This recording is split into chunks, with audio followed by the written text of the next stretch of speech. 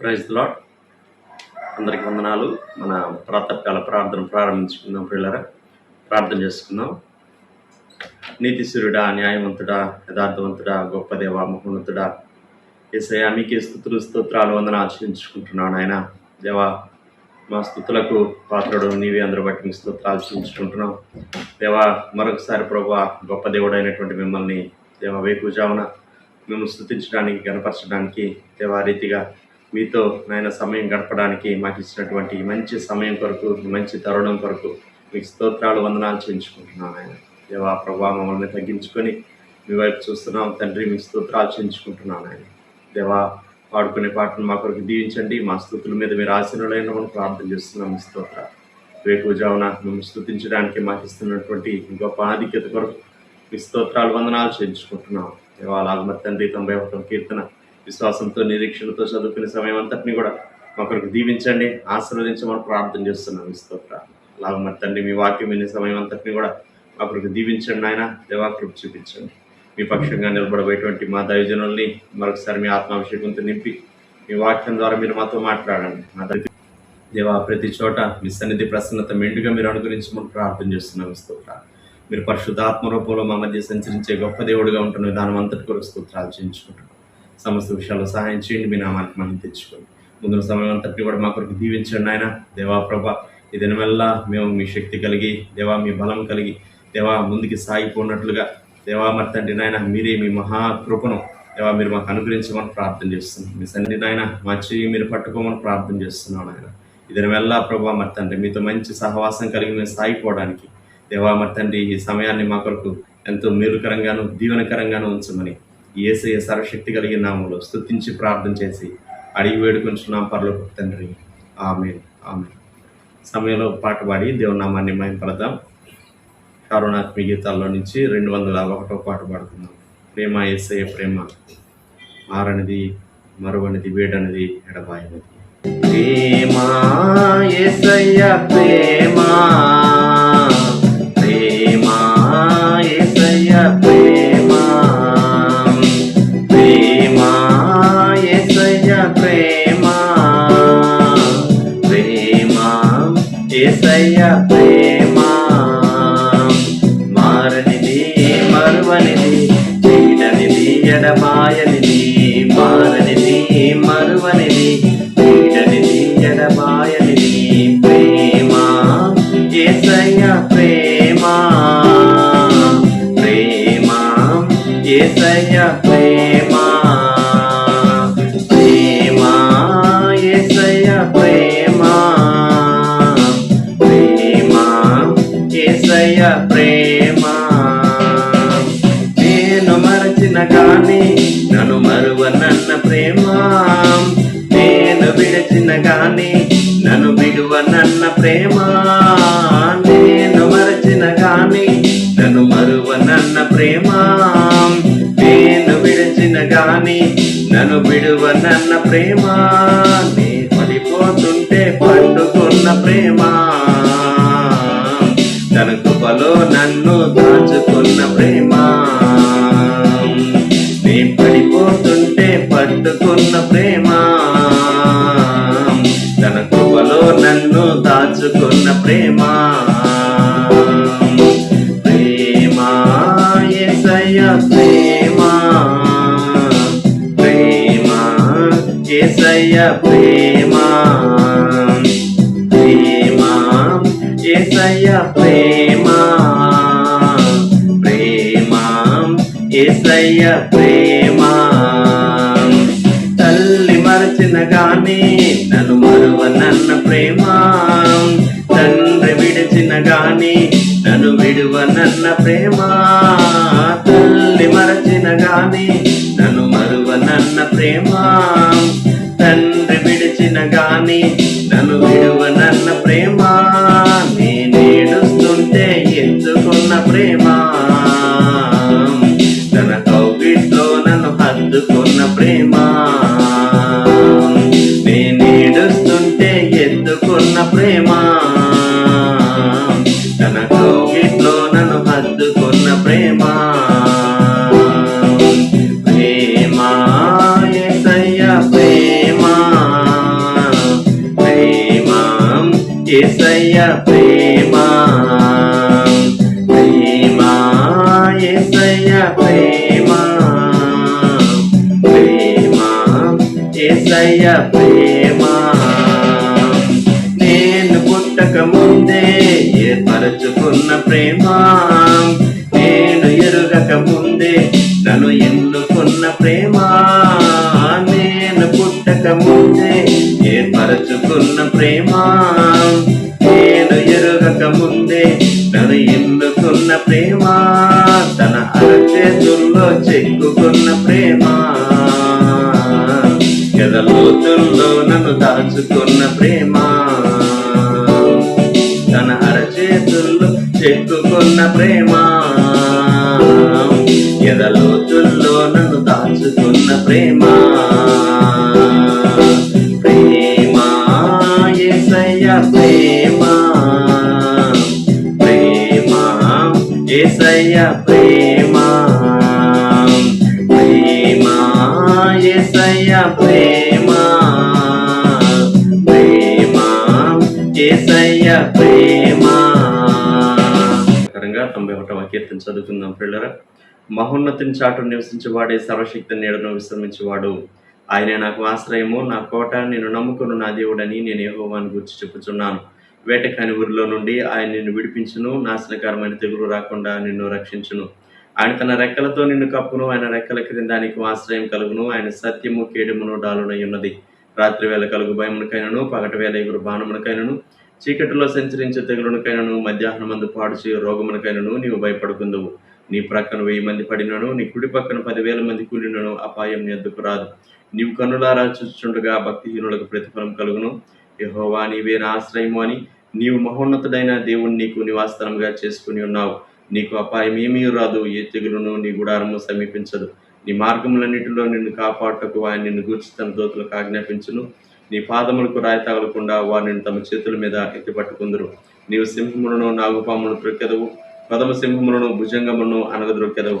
అతడు నన్ను ప్రేమించున్నాడు గనుక నేను అతన్ని తప్పించదను. అతడు నా నామం ఎరిగినవాడు గనుక నేను అతని గనపరచెదను. అతడు నాకు మొరపెట్టగా నేను అతనికి ఉత్తరమిచ్చేదను. శ్రమలో నేను అతనికి తోడై ఉండెదను.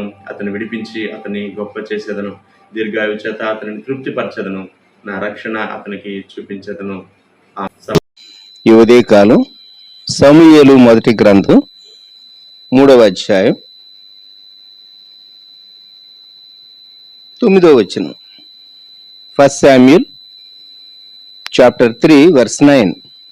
ఏలి యెహోవా ఆ బాలుని హెచ్చనని గ్రహించి, నీవు పోయి పండుకొమ్ము, ఎవరైనా నిన్ను పిలిచిన ఎడ్ల యెహోవా నీ దాసుడు ఆలకించుచున్నాడు, ఆజ్ఞ ఇమ్మని చెప్పుమని సమూయేలుతో అనగా, సమూయేలు పోయి తన స్థలమందు పండుకొను.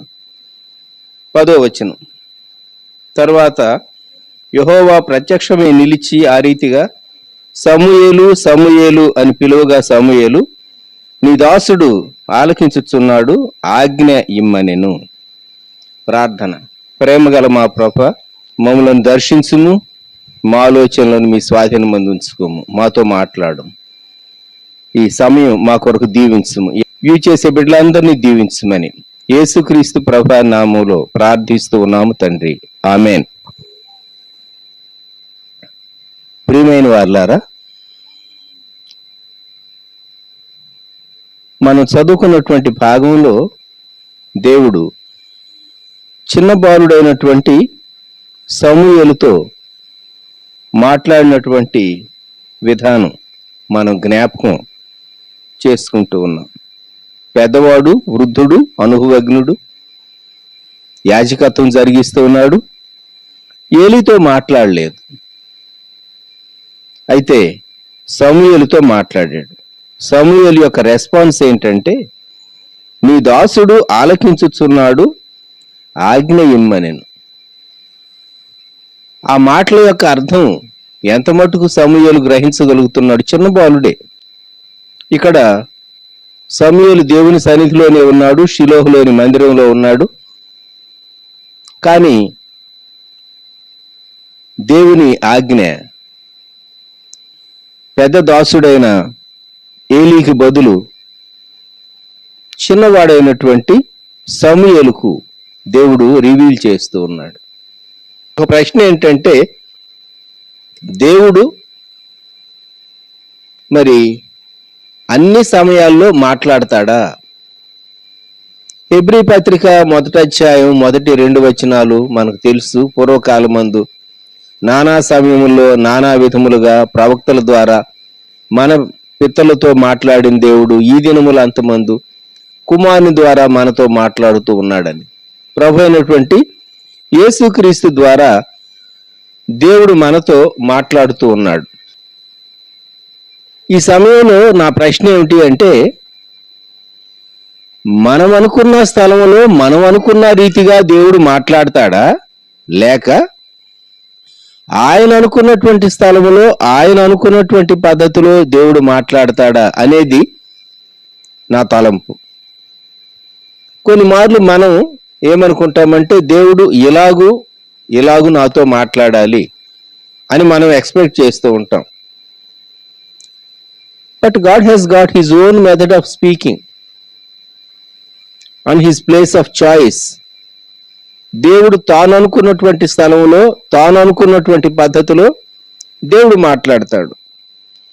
నేను 3 విషయాలు మీ గమనానికి తీసుకుని రావాలని ఉద్దేశిస్తూ ఉన్నాను. అపోస్తల కార్య గ్రంథం 7వ అధ్యాయంలో స్టెఫను యొక్క ప్రసంగంలో మోషే ఈ మాట చెప్పాడు. Acts chapter 7 verse 29. మోషే ఆ మాట విని పారిపోయి మిద్యాను దేశములో పరదేశి అయి ఉండి అక్కడ 2 కుమారులను కన్ను.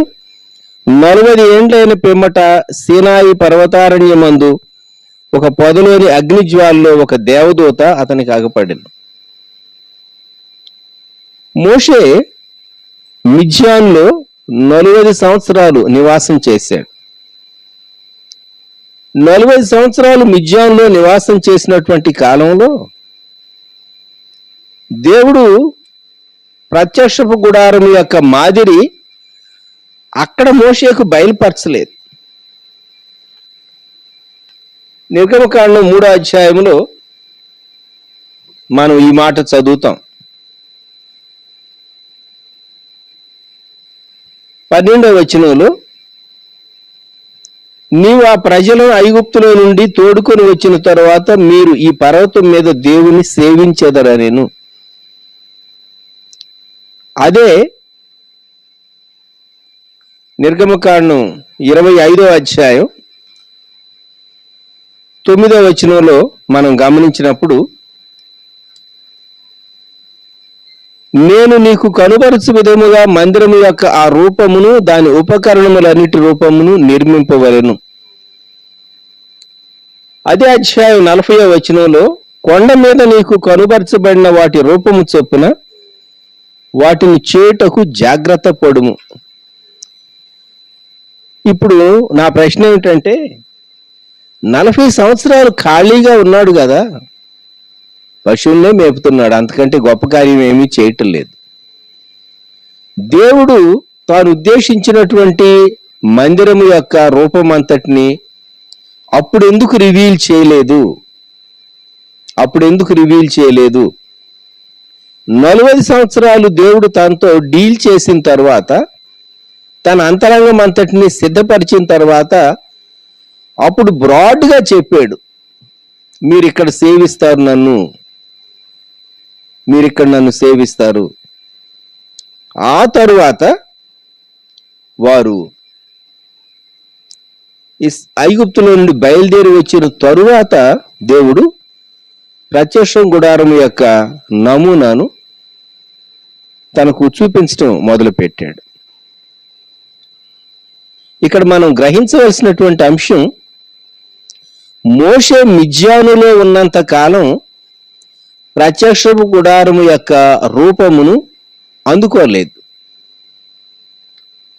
గమనించండి, కొన్ని విషయాలు మనం ఖాళీగా ఉన్నాం, లేకుంటే మనం చాలా తీరిగ్గా టైం స్పేర్ చేయగలిగినటువంటి స్థితిలో మనం వినటానికి సిద్ధంగా ఉన్నాం అని మనం అనుకుంటాం. కానీ దేవుడు బయలుపరచడానికి, అందించడానికి దేవుని సమయం అది కాదు. దేవుడు తన సమయంలోనే, తన పద్ధతిలోనే దేవుడు తన ప్రజలకు సంబంధించినటువంటి కొన్ని అంశాలు మనకు బయలుపరుస్తాడు, అందిస్తాడు. అలాగే ప్రవక్త అయినటువంటి ఏలియాను గూర్చి రాజులు మొదటి గ్రంథంలో 9వ అధ్యాయంలో మనం ఒక అంశాన్ని జ్ఞాపకం చేసుకోబోతూ ఉన్నాం. మొదటి రాజులు 19వ అధ్యాయం 4వ వచనం. తాను ఒక దిన ప్రయాణము అరణ్యములోనికి పోయి ఒక బదరీ వృక్షము క్రింద కూర్చుండి మరణాపేక్ష గలవాడై, యెహోవా, నా పితరుల కంటే నేను ఎక్కువ వాడను కాను, ఇంత మటుకు చాలును, నా ప్రాణము తీసుకోను అని ప్రార్థన చేశాను. ఎవరు? పైన మొదటి వచనం. ఏలియా చేసినదంతయును, అతడు ఖడ్గము చేత ప్రవక్తలందరినీ చంపించిన సంగతియును అహాబు యెజెబెలునకు తెలియజెప్పగా, యెజెబెలు ఒక దూత చేత ఏలియాకు ఈ వర్తమానం పంపించెను. రేపు ఈ వేళకు నేను నీ ప్రాణమును వారిలో ఒకని ప్రాణం వలె చేయని ఎడ్ల దేవుడు నాకు గొప్ప అపాయము కలుగు చేయనుగాక. 3వ వచనం. కాబట్టి అతడు ఈ సమాచారము తెలుసుకుని లేచి తన ప్రాణము కాపాడుకుంటుకైపోయి యూదా సంబంధమైన బేర్షెబాకు చేరి అచ్చట ఉండమని తన దాసునితో చెప్పి, తాను ఒక దిన ప్రయాణం అరణ్యములోనికి పోయి ఒక బదరీ వృక్షము కింద కూర్చుండి ఈ ప్రార్థన చేయటం మొదలుపెట్టాడు. మీరు హోలీ ల్యాండ్ టూర్కి వెళ్ళినప్పుడు ఏలియా ఏ స్థలంలో అయితే తాను ఈ ప్రార్థన చేశాడో అక్కడ నిర్మాణం చేయబడినటువంటి ఒక దేవాలయం చూస్తారు. ఆ దేవాలయంలో ఒక పిక్చర్, ఒక ఆర్టిస్ట్ పెయింట్ చేసినటువంటి ఆ దృశ్యాన్ని, బదరీ చెట్టు కింద ప్రవక్త కూర్చుని చేస్తున్నటువంటి ప్రార్థన దృశ్యం పెయింట్ చేయబడటం మనం గమనించవచ్చు. ఇది యథార్థమైనటువంటి సంఘటన. ఏలియా తాను మరణాపేక్షతో ప్రార్థన చేశాడు దేవునికి. అంటే ప్రాణం మీద తనకేం తీపి లేదు, ఇంకా బ్రతకాలి, ఇంకా సేవ చేయాలని తీపి ఏం లేదు. తాను తన యొక్క ముగింపు ఎలా ఉండాలి అని తాను అనుకుని, ఇలా నాకు శాంక్షన్ చేయి ప్రభు అని దేవునికి కమిట్ చేసుకున్నాడు. అయితే దేవుని ప్రణాళికలో ఇంకా అనేక సంవత్సరాలు తనకు ఆయుష్కాలం ఉన్నది. తాను చేయవలసినటువంటి పనులు చాలా ఉన్నాయి. దేవుడు తనతో బదరీ చెట్టు కిందే ఎందుకు మాట్లాడలేదు? బదరీ చెట్టు కిందే నిద్రపోయాడు. 5వ వచనం. అతడు బదరీ వృక్షము క్రింద పరుండి నిద్రించుచుండగా దేవదూతను పంపించాడు, ఆహారం పంపించాడు. తర్వాత భోజనం చేసి పండుకున్న తర్వాత మళ్ళా దేవదూత వచ్చి నీ శక్తికి మించిన ప్రయాణం సిద్ధమై ఉన్నది. 7వ వచనం. నువ్వు లేచి భోజనం చేయమని చెప్పినప్పుడు మరలా భోజనం చేశాడు అతడు.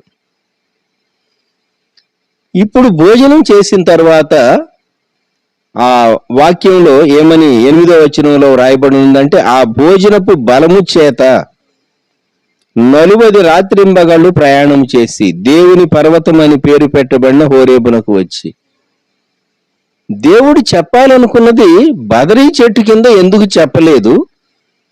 40 రోజులు ఎందుకు నడిపించాడు? 40 రోజులు నడిపించిన తర్వాత హోరేబు దగ్గర దేవుడు తనతో ఎందుకు మాట్లాడాడు? దేవుడు అప్పుడు చెప్పాలనుకున్నదైనా ఇప్పుడు చెప్పాలనుకున్నదన్నా ఆయన ముందుగానే బదరీ చెట్టు కింద ఉన్నప్పుడే చెప్పొచ్చు కదా. ఎందుకు దేవుడు సింప్లిఫై చేయలేదు? God has got his own method of revealing things. ఇది మనం గ్రహించాలి.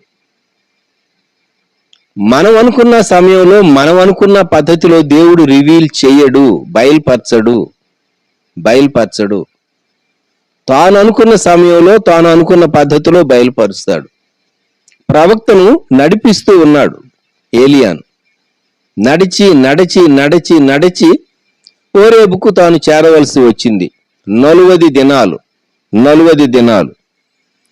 8వ వచనంలో ఆ భోజనపు బలము చేత 40 రాత్రింబగళ్ళు ప్రయాణము చేసి దేవుని పర్వతమని పేరు పెట్టబడిన హోరేబునకు వచ్చి.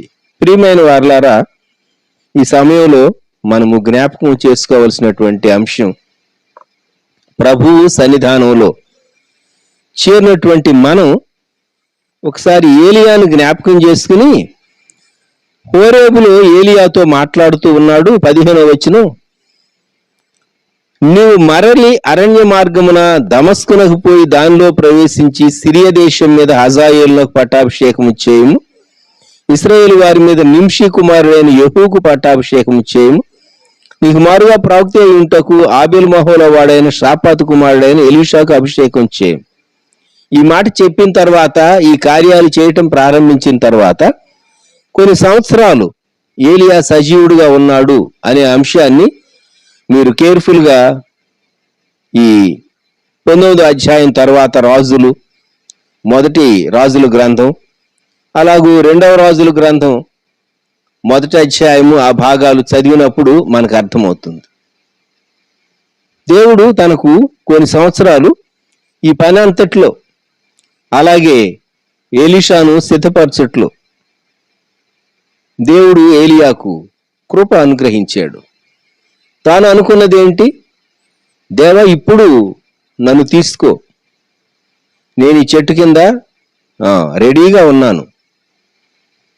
అయితే ఏలియాను గూర్చి దేవునికి ఉన్నటువంటి ఉద్దేశం ఏంటి? అగ్నిరథాలు, అగ్ని గుర్రాల్లో మరణము లేకుండా తన్ను మహిమలోనికి తీసుకుని వెళ్తా దేవుని యొక్క అద్భుతమైనటువంటి సంకల్పం.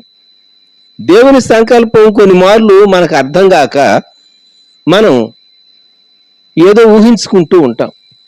మనం అనుకున్నటువంటి పద్ధతిలో, మనం అనుకున్నటువంటి పరిస్థితుల్లో దేవుడు జవాబివ్వడు, దేవుడు బయలుపరచడు. అది మనం గ్రహించాలి. దేవుడు బయలుపరచడు. దేవుడు తాను అనుకున్నటువంటి పద్ధతిలోనే దేవుడు బయలుపరుస్తాడు. కొంతమంది అంటారు, మేము నీరసించిపోయాము.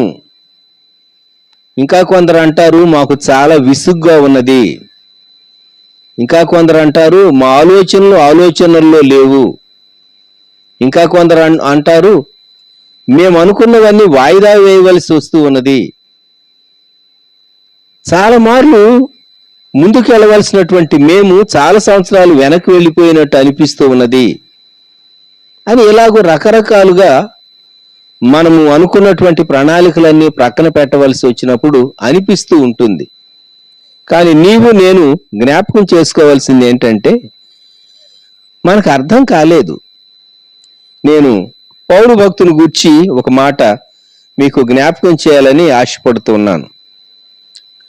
పౌలు భక్తుడు అపోస్తల కార్యం 9వ అధ్యాయములో దమస్కు దగ్గర దేవుని చేత తాను సంధింపబడ్డాడు.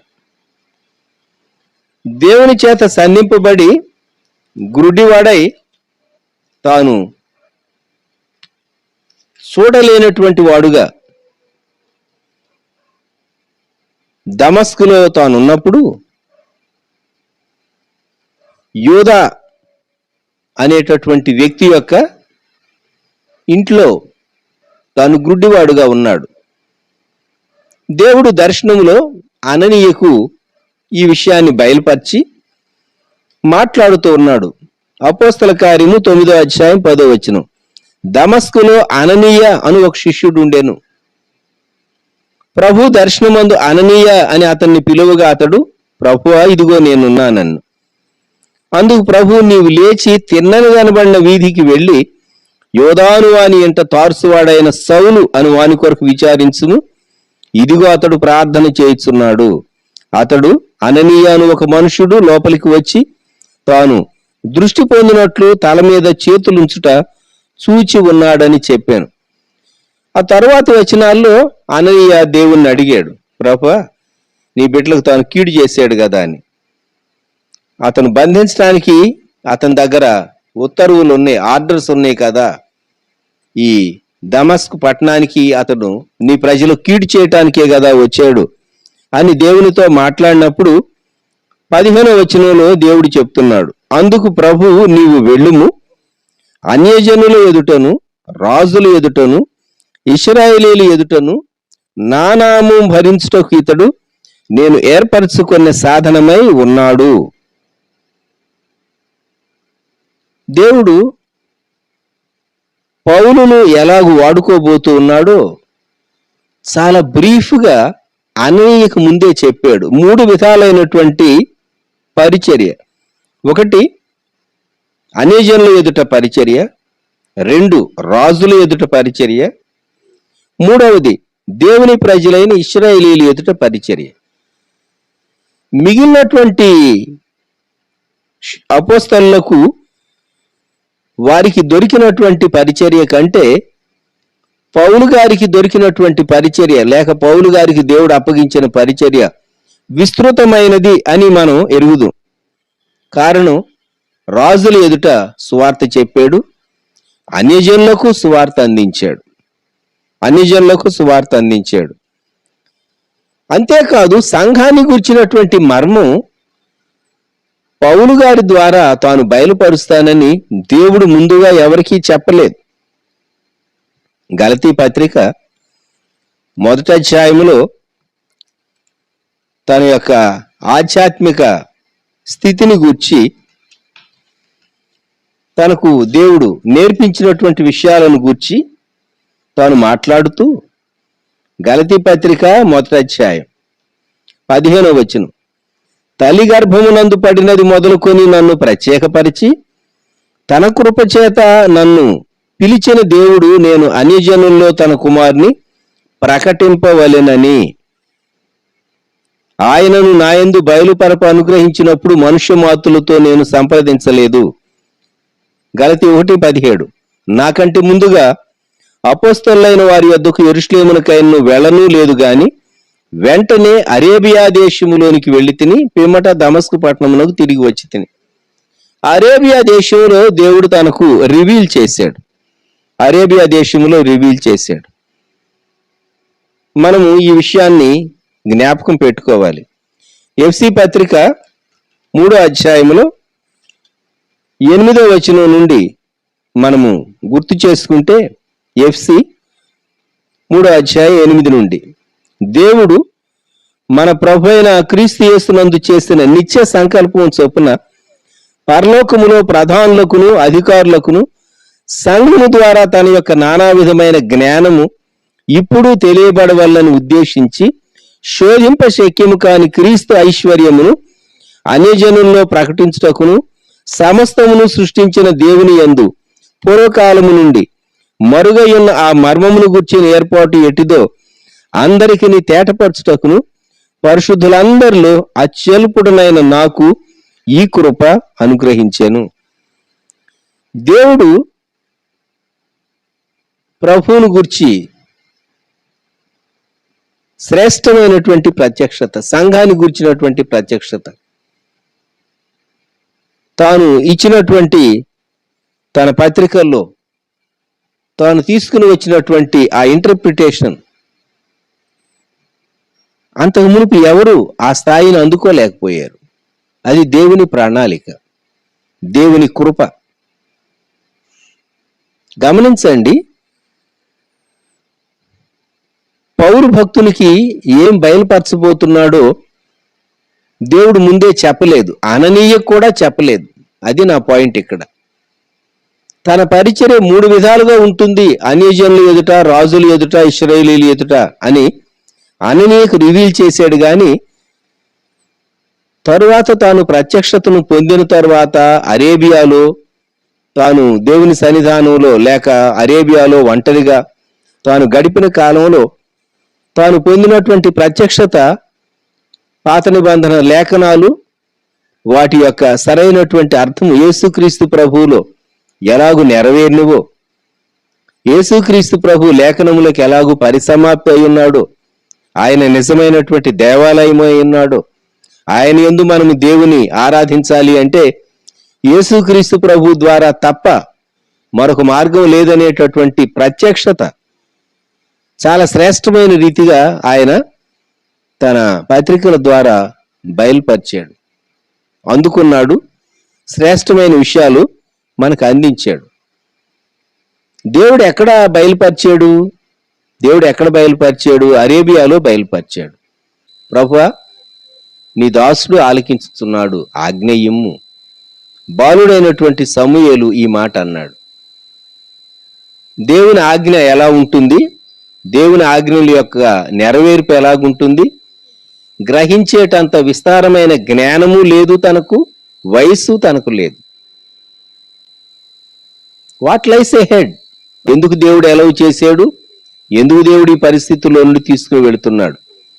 అయితే కొంత మటుకు అర్థమైంది ఏంటంటే, యేసుక్రీస్తు ప్రభు రాకడ కొరకు సంఘాన్ని సిద్ధం చేయటానికి లోకం మీదికి వచ్చినటువంటి ఈ శ్రమ ద్వారా మనమందరము ఈ శ్రమలో నుంచి ప్రపంచమంతా వెళుతూ ఉంటుండగా, క్రైస్తవ సంఘము విశేషంగా యేసుక్రీస్తు ప్రభు రాకడ కొరకు సిద్ధపరచబడటానికి ఇది ఒక సాధనంగా దేవుడు వాడుకుంటూ ఉన్నాడు అని కొంత మటుకు మనం గ్రహించాం. చాలా మంది జీవితాల్లో నుండి ఎంతో ఎలిమినేట్ చేయబడవలసింది, వారి అంతరంగములో నుండి విసర్జింపబడేటట్లు దేవుడు డీల్ చేస్తూ వచ్చాడు అని నమ్ముతూ ఉన్నాం.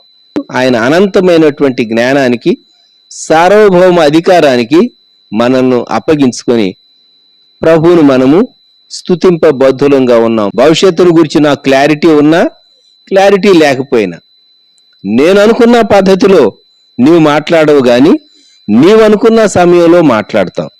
ఎందుకంటే మోషే మిద్యాన్లో 40 సంవత్సరాలు ఎంత ఖాళీగా ఉన్నాడు. అప్పుడు దేవుడు ప్రత్యక్ష గుడారాన్ని గురించి రివీల్ చేయలేదు.